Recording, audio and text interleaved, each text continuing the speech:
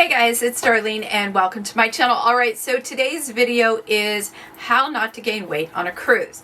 So without further ado, let's go ahead and jump in. First and foremost, if you're already subscribed to my channel, I want to say thank you so very much. If you are not yet subscribed, hit the subscribe button, that notification bell, that way you won't miss out on any videos. Alright, for those of you that follow me, you know that I just got back from a 11-day cruise to Alaska. Let me preface this by saying, for those of you that go on cruises, this was my first cruise, by the way. For those of you that go on cruises and you want to eat and drink to your heart's content, do it. I'm not telling you what to do, but if you read the title, then you're here for a reason. So my saying is now, you do you. But if you're here and watching this, you probably want to know how I did it. And the second thing is, what works for me may or may not work for you. The third thing is, I also did not deny myself. I think that's very important. You're on vacation, you want to eat, drink, have fun. You don't want to deny yourself. I did not feel denied, not one time. So I just want to throw that out there. And for those of you that are new here, welcome. I started a health journey, health weight loss journey 89 days ago. Yeah, to the day. If you haven't seen the video of how I lost 25 pounds in 60 days, that one I will list in the description box and I'll put somewhere here. I started that healthcare journey and I had a goal, 27 pounds by cruise date, by the date we decided to do the cruise, which ended up being 70 days. So 27 pounds, 70 days. I met that goal, even with an injury. So here's the kicker. Not only did I have this cruise that I wanted to go on, I had lost the 27 pounds, but 7 days before this cruise, I tore 2 ligaments in my ankle. So that stopped me dead in my tracks with regards to the treadmill and the amount of miles I was doing, 6 miles a day at that point, or 6 miles in the morning at that point. So that sucked. And if you didn't see the video on my injury and how that affected my depression and anxiety, there's another video for you to look up. I have a whole playlist, by the way. And if you want to know how I lost that weight, I am now at 89 days, as I just told you, and lost 30 pounds. So, I lost 30 pounds at 88 days. So let's talk about a cruise. And let me just say, I Googled it because everyone's like, you're going to gain weight on a cruise. Every single person. And I was not willing to give up 1 pound. I worked way too hard for those 25 pounds at that point to give up 1 pound. So I had my second goal, which was to not gain any weight on a cruise. Prior to the ankle injury, I had all intention of working out at the gym, like all the time. Like every spare moment that I could have, I would work out at the gym. That was my goal. And then tore 2 ligaments in my ankle. So that goal had to be readjusted, or the way I went about accomplishing the goal had to be readjusted. Now I'm going to say I met the goal. In fact, I lost 1 pound, 1 ounce. 1 pound, 2 ounces. I lost 1 pound, 2 ounces on this trip. Number one, how did I lose that weight? There were 3 things. And I am 58 years old, guys. Heading closer and closer to 59. So what worked for me in my 30s, 40s, 100% did not work for me in my 50s. I had multiple conversations with my doctor. So let me just say the 3 things that I found that worked for me. And I must do all 3. I can't just do 1 or 2. I have to do all 3. Number 1 is a high amount of cardio. When I say a high amount of cardio, I mean minimum 60 minutes, minimum 5 miles, and at the end it was much more than that. But those were minimums. So high amount of cardio. The second thing was intermittent fasting. So I had a 4 to 5 hour window. Within that intermittent fasting, I also stopped eating between 5 and 6. So for me, I could not eat at 7 o'clock at night every single night. Now, occasionally, could I do it? Yes. The third thing was high protein, low carb. High protein, low carb. So I was taking those tools with me. That's my arsenal, right? That's what gave me the weight loss and also the health, the cardiovascular health. Again, you haven't seen the video. I talk about all of it, the numbers of my cholesterol, everything. Let's talk about food first, because I think that's the number one place where people fail. By the way, the average weight, Google it, for an 11-day cruise will be around 10 pounds. 10 pounds. I wasn't willing to give up one. I had to work my butt off to lose those 27 pounds. I wasn't willing to give almost half of them back. No way. No, sir. No, thank you. Okay, so let me talk about the ship for a second. They had the Lido buffet, which I am anti-buffet. I don't care where it's at, if it's in a hotel, a resort. There are very few buffets in my existence. I've been to Vegas where they have massive. I don't like buffets. It doesn't have anything to do with the food quality, because there's some really great ones. I do not consider Cunard's buffet to be great at all. I had it twice. No, thank you. The next thing is they had Britannia Restaurant, which is the main dining restaurant, where you had a menu. Here, I'll post a little picture of an example of the menu. And this is where people go wrong. Within that menu, you might have 4 or 5 appetizers, 4 salads and soups, 5 or 6 entrees, and then they have 3 entrees that are on that menu all the time. If you want every single thing on that menu, like 6 entrees, 4 desserts, whatever, you can have it. This is where people go wrong. You have specialty restaurants that you could pay a little extra for, like the Veranda. So for me, I ate at the Lido buffet for breakfast one time. It was the day after, I think the morning that we arrived. So that first morning, my husband forced me to go down there. And that was the one and only time I ever went down there for breakfast. I did a midnight thing, and I ate like ground meat and a couple tortilla chips. Again, did it for my husband. And then he wanted lunch. One time, and that was horrible. I had like 2 bites of the so-called prime rib. And I was like, I'm just not eating. I didn't eat. So I don't even count that as a meal, because I did not eat. Now, the Britannia restaurant does serve breakfast, lunch, and dinner as well. And then like I said, there are specialty places, like there's a pub, that serves lunch and dinner. And there's probably a couple other places. I can only tell you about the ones that I ate at. And I will be doing a Cunard Queen Elizabeth tour in case you would like to know what that ship is all about.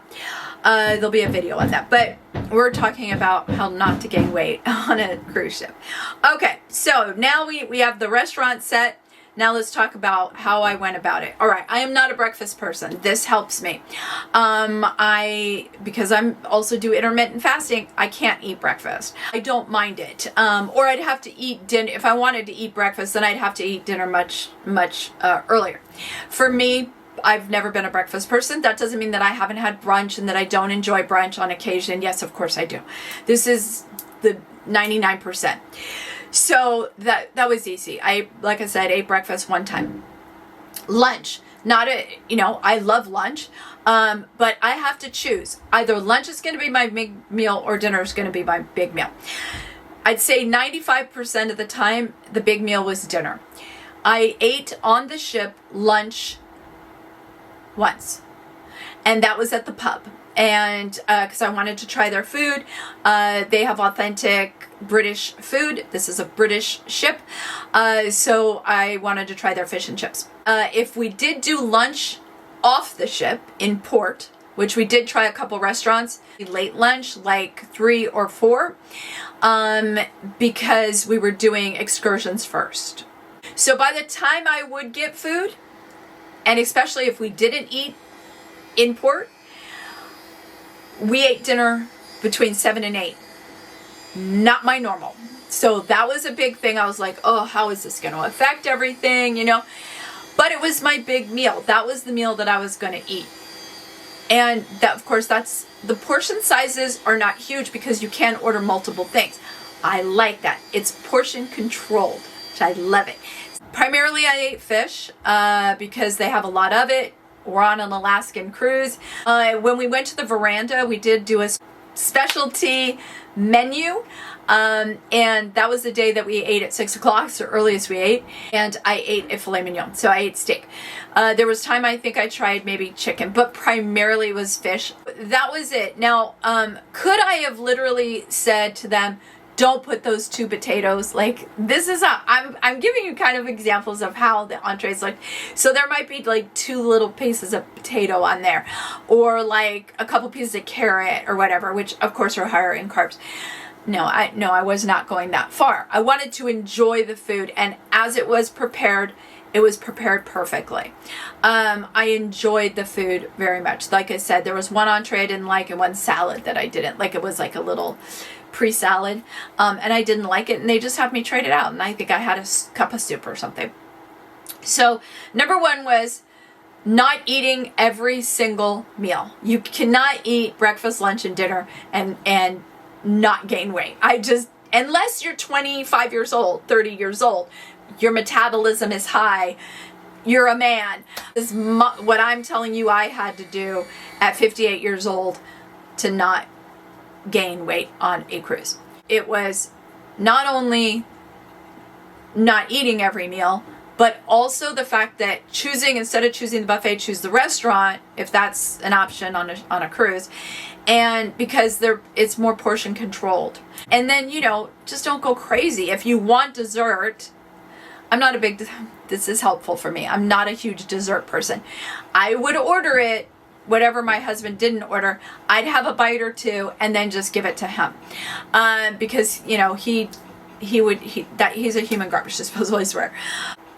The next thing is intermittent fasting. This was very easy because I was eating, again, not eating breakfast, and even if I ate lunch, it was like at 3 or 4. The only thing that changed really, in fact, my window of eating became smaller because I'm eating so late at night.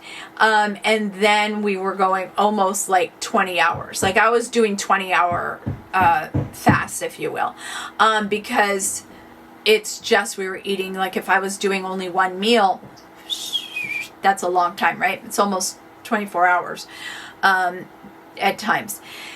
So that was how I went about the intermittent fasting. That was easy for me. The next thing was activity. You've got to be active. I mean, you can't eat a lot and not be active. You can't even eat a little and not be active. Our excursions, we went to 5 ports. Our excursions were almost all some kind of walking, some kind of hiking, some kind of movement. There was movement constantly on our excursions. And then when we would finish like a 2.5-hour walking excursion, Marsha and I then did an additional 2.5, 3-hour walk. So that was in Victoria. Just do a lot of walking. Now again, injured ankle. Thank God I wore those Hokas. I'm not going to dwell on those because they were sold out at the anniversary sale. Best shoe ever. Wore them all the time. If I wasn't wearing those because it was raining, I was wearing the Sorel boots. Again, another shoe boot that is fantastic because it's waterproof. And we did a whole hiking thing through the Tongass rainforest in Sitka, and that was probably 3 hours of walking. So that's the excursions, right? I'm sure again, first cruise, so I could say with Alaska, the excursions are typically very active prone. Now, on the ship itself, there are sea days, and then there are glacier days. So Glacier Bay Day, and then Endicott Arm Glacier. So glacier days are the days that I chose to be, since we're on the ship, those are the days that I worked out in the gym. I managed to work out in the gym 3 times. Again, this had more to do with my ankle than anything else. I had planned on working out every day that I could. Again, there were some really long excursion days. So on those particular days, I would not have worked out. If I'm already doing 5 hours of working, I really don't need to then, hit the treadmill. But on the sea days and the Glacier Bay days, I did do 3 days of gym. The other thing is, after day 4, I started, because the ankle's healing, I started using the stairs. So anywhere I went, the gym, and the spa are on the 9th floor. We were on the 5th floor. I would walk up. If I were going to dinner, we would walk down. But there's a lot of walking on the ship if you so choose to do it. Again, when we were in Glacier Bay, I would walk around the entire ship. So from the back where the treadmills were, and I was doing the treadmill work, to all the way at the front of the ship, walking all around there, going up, going down, walk, especially on sea days. Do I feel like I missed out on anything? No, 100% no. What I do wish is that I had gone to Britannia at least once during breakfast. I had some of the best food on the ship. It was excellent, prepared well. The service was beyond fantastic. I would steer clear of the buffet, and I would sit down meals that are portioned. And if you want to do an appetizer, an entree, an appetizer, a salad, an entree, and a dessert, I feel like you could do it. I did not. I would not choose in every category. Number one, I just don't eat that much food at one sitting. There was not one time that I ate a whole dessert. Could I have? Yeah, that wasn't. Now, could I do it every single day? No. The other thing is, I did eat carbs. There was no sometimes getting away from it. Number one, every meal that I ate on ship, when the ship was moving, I had to have a piece of, like, a baguette. Sometimes two, because I was a little queasy. Not seasickness to the point where I had to do anything, but I could feel it, and it's a little weird at first. So it was like a club soda, give me my club soda, and they by the end they knew, just club soda and this sourdough bread, right? And so I had carbs, I had bread, I had fish and chips that were fried. I tried to make good choices. When on the ship, I didn't care. On the ship, the meals that came to me, I did not alter in any way. I ate them all. I mean, if they were good, I ate it. It was perfect because they're portion controlled. Off ship, if I could get a healthier choice version, I chose it. If I wanted fish and chips, like at Fisherman's Wharf, there's really no healthy options. It's all fried. I don't care where you go. It's Fisherman's Wharf. There's ice cream. There's fried dough. There's, So I was like, this is after 5 hours of walking. I'm like, fish and chips, halibut, not caught, halibut, fried fish. And then they had French fries and coleslaw. Did I eat all the fries? No. Could I? Sure, of course. Now, so do I feel like it can be done on any cruise? 100%. Let me talk about cocktails, because it's the one thing I forgot. Cocktails. Because that's where you could be blowing your diet right out of the water. On ship, the only thing I ever drank was Prosecco. That's it. Well, Prosecco, club soda, water. But like alcoholic wise, I don't drink soda, by the way. Occasionally diet ginger ale, but like out, because no one ever has diet ginger ale. I don't drink that. So that's what I drank on ship was Prosecco. Off ship, I would drink Prosecco, or in 2 ports, I can't believe I'm just going to share this, but it's kind of funny and it's fun to do. They have a shot called a duck fart. Very, very famous. It's in Juneau. It's at the Red Dog Saloon, I think is what it's called. They have a whole saying and everything. Maybe I'll put the video. Ready? We got some duck farts here. 3 layers, 3 rules. Here at the Red Dog, we say no sipping and no stirring and no sharing. Clack, clack, and knock that shit back. It's like Bailey's Kahlua, and then I can't remember whatever's on top. Very small. With the Bailey's and Kahlua, it's not like drinking a shot of tequila, okay? And so then afterwards, we did the duck fart because we were planning on doing that after the excursion. And then come to find out, well, they don't just have a duck fart. They have an orca fart, a reindeer, a polar bear, and they give you a card, and you go and you get it stamped. And so we had like an hour before the ship. We had to be on the ship. We literally ran to all these places. They're within 2-block radius. So other than those, I only did Prosecco. If you're going to do sugary drinks, margaritas and lemon drops and cosmopolitans and all of that. Empty calories, you guys. Empty calories. Stick to wine or alcohol. Like, you know, you could do a vodka and soda. I mean, there's ways, club soda. You do drinks that are lower in carbs. Again, this all depends on what you are willing to give up. And again, I don't find it to be a sacrifice. I love Prosecco. So to me, it was like, I don't care. Who cares? It's like sparkling water. It's like Italian sparkling water. So that's how I did it, you guys. Those 3 things that I took in my toolbox, I took with me on the cruise. The other thing was I wasn't willing to give up a pound. You may be willing to say, you know what? I don't care if I gain 5 pounds because I can lose it very quickly. I cannot. I have to work really, really hard. So I'm not willing to do that. And that's where it all comes in. Making healthy choices and staying active and intermittent fasting. That's how I did it.